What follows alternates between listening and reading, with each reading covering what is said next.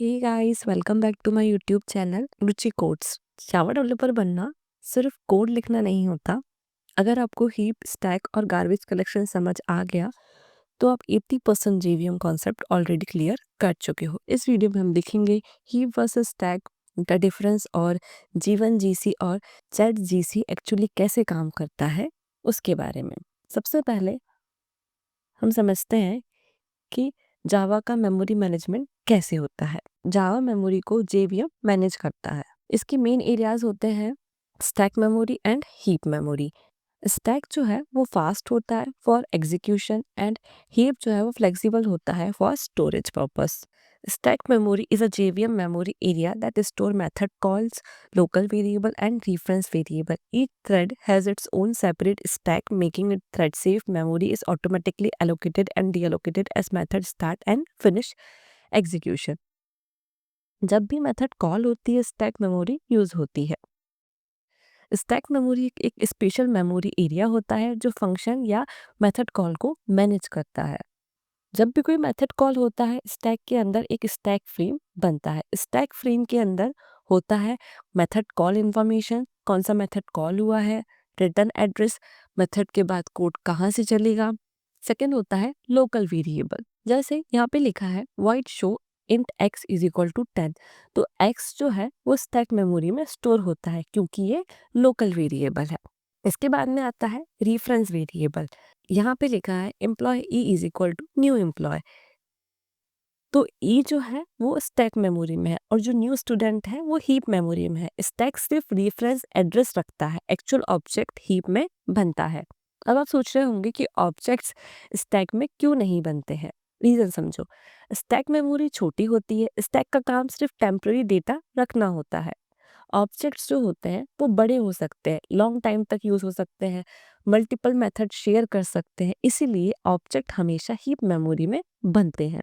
Stack memory जो होती है वो थ्रेड सेफ होती है, मतलब हर थ्रेड का अपना स्टैक होता है। अगर दो थ्रेड चल रहे हैं तो दोनों के पास अलग अलग स्टैक होता है, इसलिए डेटा क्लैश नहीं होता है, थ्रेड सेफ्टी ऑटोमेटिकली मिल जाती है।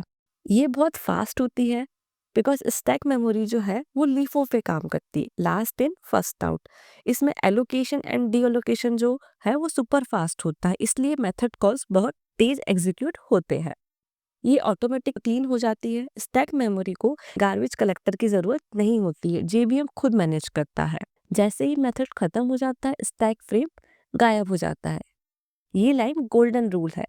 जैसे यहाँ पे लिखा है void test int x is equal to 5 and int y is equal to 10, तो जैसे ही टेस्ट मेथड खत्म होता है उसका स्टैक फ्रेम डिस्ट्रॉय हो जाता है और x एंड y मेमोरी से ऑटोमेटिकली डिलीट हो जाते हैं। प्रोग्रामर को कुछ भी मैनुअली क्लीन नहीं करना पड़ता है।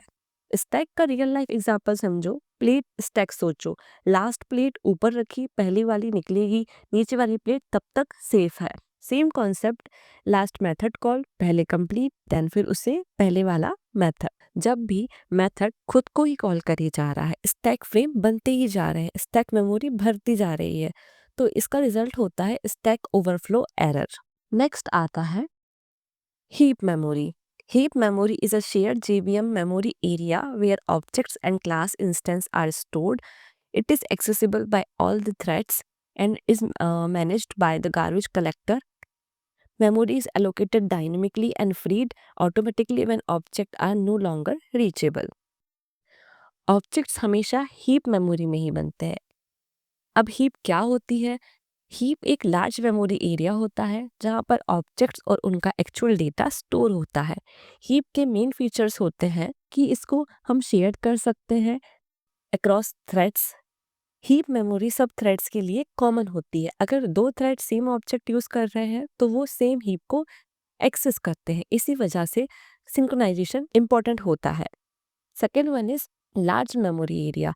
स्टैक के कंपैरिजन में हीप बहुत बड़ी होती है, लार्ज ऑब्जेक्ट्स, एरेज, कलेक्शन यहीं पर स्टोर होते हैं। Third one is garbage collection यहीं पे होता है। जावा का गार्बेज कलेक्टर हीप मेमोरी को क्लीन करता है, जो ऑब्जेक्ट्स यूज में नहीं है उन्हें वो ऑटोमेटिकली डिलीट कर देता है। हीप जो है वो मेनली दो पार्ट में डिवाइड होती है, young and old generation. Young generation में सारे जो न्यू ऑब्जेक्ट बनते हैं वो इसी में बनते हैं। इसके अंदर होता है Eden space and survivor space. जो ऑब्जेक्ट्स ज़्यादा टाइम तक जिंदा रहते हैं ओल्ड जनरेशन में मूव हो जाते हैं। Old generation long living objects सारे इधर ही स्टोर होते हैं। For example configuration objects, cache data.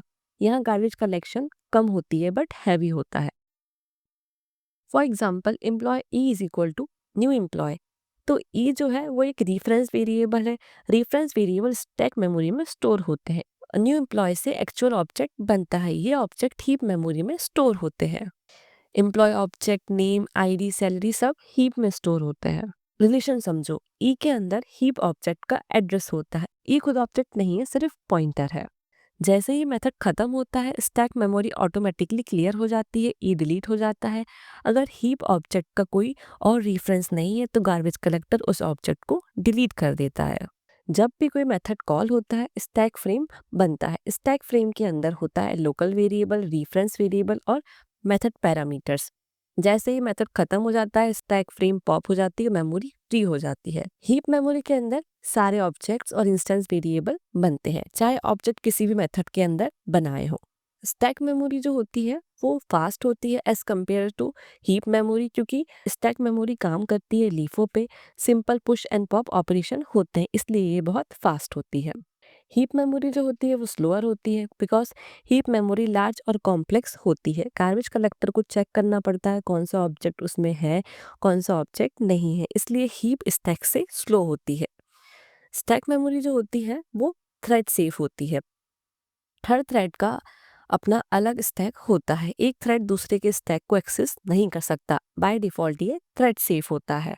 और हीप मेमोरी जो होती है वो थ्रेड सेफ नहीं होती है। हीप मेमोरी सब थ्रेड के लिए शेयर्ड होती है। Multiple thread same object access कर सकते हैं।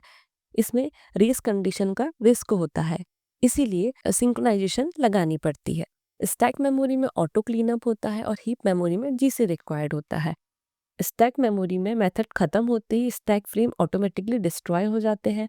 डेवलपर को कुछ करने की जरूरत नहीं होती है। स्टैक का रूल होता है मेथड आया, मेमोरी मिली, मेथड गया, मेमोरी फ्री हो गई। और जो हीप मेमोरी होता है वो ऑटोमेटिकली क्लीन नहीं होती है। जावा का गार्बेज कलेक्टर अनयूज्ड ऑब्जेक्ट को रिमूव करता है। जीसी कब चलेगा? जब जेवीएम डिसाइड करता है। हीप का रूल है जब तक रेफरेंस है तब तक जिंदा है। अब आप सोच रहे होंगे कि गार्बेज कलेक्शन एक्चुअली कैसे वर्क करता है। गार्बेज कलेक्शन का मतलब है मेमोरी को फ्री करना। जावा चेक करती है क्या ऑब्जेक्ट रीचेबल है, अगर नहीं तो वो गार्बेज में चला जाता है। जावा रेफरेंस काउंटिंग नहीं, रीचेबिलिटी यूज करती है। जीसी की रूट्स होती हैं लोकल वेरिएबल, एक्टिव थ्रेड और स्टैटिक वेरिएबल्स। अभी हम पढ़ेंगे G1 गार्बेज कलेक्टर के बारे में। G1 का फुल फॉर्म होता है गार्बेज फर्स्ट। मतलब जो एरिया सबसे ज्यादा गंदा गार्बेज से भरा होता है G1 GC उसे सबसे पहले क्लीन करता है। अब हम देखते हैं कि G1 GC कैसे काम करता है। ये क्या करता है, हीप को इक्वल रीजन में डिवाइड करता है। G1 GC हीप को छोटे छोटे इक्वल साइज के रीजन्स में तोड़ देता है। हर रीजन का साइज होता है 1 MB से लेके 32 MB तक। ये JVM डिसाइड करता है। ये रीजन्स फिक्स्ड, यंग या ओल्ड नहीं होते, डायनेमिक होते हैं। मतलब heap is equal two reasons का कलेक्शन। सबसे ज्यादा गार्बेज वाला रीजन को पहले क्लीन करता है। जीवन हर रीजन का गार्बेज रेशो कैलकुलेट करता है। जिस रीजन में ज्यादा अनयूज्ड ऑब्जेक्ट्स हैं और कम लिव ऑब्जेक्ट्स हैं उस रीजन को गार्बेज फर्स्ट प्रायोरिटी मिलती है, इसलिए नाम है garbage first GC. Traditional GC में फुल जीसी आता था। जीवन जीसी इंक्रीमेंटल क्लीनिंग करता है, थोड़ा थोड़ा गार्बेज उठाता है। इसका रिजल्ट होता है कि एप्लीकेशन रुकती नहीं है ज़्यादा देर के लिए। जीवन जीसी जो है वो बहुत पॉपुलर है क्योंकि इसका परफॉर्मेंस जो होता है वो होता है प्रिडिक्टेबल। जीवन जीसी बोलता है मैं इतनी ही देर के लिए पॉज लूंगा। जेवीएम को पॉज टाइम गोल दिया जा सकता है जैसे कि 200 मिली सेकेंड्स। इसकी दूसरी कारण था ये लार्ज हीप के लिए डिजाइन था। Enterprise and several side application में परफेक्ट है। इससे पॉज टाइम भी कंट्रोल होता है। डेवलपर जेवीएम को बोल सकता है कि जीवन जीसी उसी लिमिट के अंदर काम करने की कोशिश करता है। जीवन एक स्मार्ट गार्बेज कलेक्टर है जो पहले सबसे ज्यादा गार्बेज वाले एरिया को क्लीन करता है। इसके बाद में हम नेक्स्ट पढ़ेंगे जेड जीसी के बारे में। जेड जीसी जो है वो नेक्स्ट जनरेशन का गार्बेज कलेक्टर है। ये जीसी मॉडर्न सिस्टम के लिए बना है जहाँ लेटेंसी बिल्कुल मिनिमम चाहिए। जेट जीसी के भी कोर फीचर हैं, जैसे कि ये इसका पॉज टाइम जो होता है वो बहुत कम होता है। तो लिखा भी है ultra low pause time measured in millisecond regardless of a heap size. Heap size छोटी हो या बहुत बड़ी हो, पॉज टाइम ऑलमोस्ट सेम ही रहता है। जेट जीसी का pause time normally 1 to 10 millisecond होता है। जेट जीसी का पॉज टाइम हीप साइज पे डिपेंड नहीं करता है। इसका हीप साइज टीबीज में हो सकता है।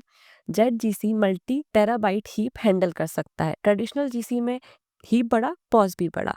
जेट जीसी में हीप बड़ा तो पॉज ऑलमोस्ट सेम होता है, इसलिए jet GC large memory applications के लिए बेस्ट होता है।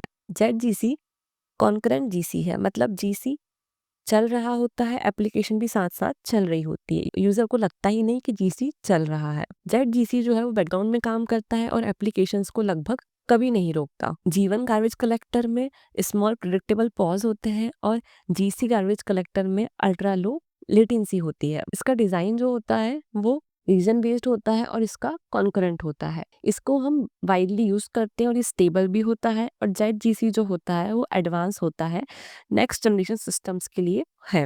ये डिफॉल्ट होता है बहुत सारे एप्लीकेशंस में। ये जो है वो हाई परफॉर्मेंस स्पेशलाइज्ड होता है। जीवन जीसी जो है वो लार्ज ऐप्स के लिए अच्छा होता है और जेट जीसी जो है वो real time and massive heap के लिए बेस्ट है। आपको ये याद रखना है कि जब भी कोई मेथड कॉल होता है तो स्टैक फ्रेम बनता है। स्टैक फ्रेम के अंदर होता है लोकल वेरिएबल, मेथड पैरामीटर और ऑब्जेक्ट रेफरेंस।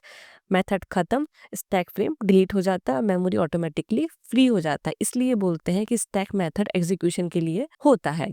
सारे ऑब्जेक्ट्स हीप मेमोरी में बनते हैं, चाहे ऑब्जेक्ट किसी भी मेथड के अंदर बनाए हो। हीप जो होती है वो लार्ज होती है और शेयर्ड होती है अक्रॉस थ्रेड्स। ऑब्जेक्ट तब तक जिंदा होता है जब तक कोई रेफरेंस उसे पॉइंट कर रहा हो, इसलिए बोलते हैं हीप ऑब्जेक्ट स्टोरेज के लिए होता है। स्टैक मेथड एग्जीक्यूशन के लिए होता है और हीप जो होता है वो ऑब्जेक्ट स्टोरेज के लिए होता है। जीसी अनरीचेबल ऑब्जेक्ट्स डिलीट करता है। गार्बेज कलेक्टर हीप मेमोरी को क्लीन करता है। जो ऑब्जेक्ट किसी भी रेफरेंस से रीचेबल नहीं है, जीसी उन्हें अनरीचेबल मानता है। जीसी मैन्युअली कॉल नहीं होता है, ये जेबीएम डिसाइड करता है। जीसी सिर्फ उन ऑब्जेक्ट को डिलीट करता है जो रीचेबल नहीं होते हैं। जीवन जो है वो बैलेंस्ड है और स्मार्ट है। जीवन का मतलब गार्बेज फर्स्ट, ये हीप को रीजन्स में डिवाइड करता है। सबसे ज्यादा गार्बेज वाले रीजन को ये पहले क्लीन करता है। फुल जीसी अवॉइड करने की कोशिश करता है। इसका पॉज टाइम प्रिडिक्टेबल होता है। G1 स्मार्ट जीसी है जो बैलेंस के साथ काम करता है। और जेट जीसी जो है वो सुपर लो लेटेंसी वाला है, मतलब जेट जीसी एक नेक्स्ट जनरेशन गार्बेज कलेक्टर है। इसका पॉज टाइम मिली सेकेंड में होता है। ये वेरी लार्ज हीप जैसे कि जीबीज से लेकर टीवीज को सपोर्ट करता है। जीसी बैकग्राउंड में चलता रहता है, इससे एप्लीकेशन ऑलमोस्ट कभी रुकती नहीं है। Z GC ultra low latency garbage collector है जो एप्लीकेशन को लगभग कंटिन्यूसली रन करने देता है। जावा मेमोरी का कंट्रोल जेवीएम के पास होता है, डेवलपर के पास नहीं। अगर आपको हीप स्टैक और जीसी समझ आ गया हो तो आप जावा को सिर्फ यूज नहीं अंडरस्टैंड कर रहे हो। Thank you for watching. Video को लाइक करना और शेयर करना मत भूलना। मिलते हैं नेक्स्ट वीडियो में।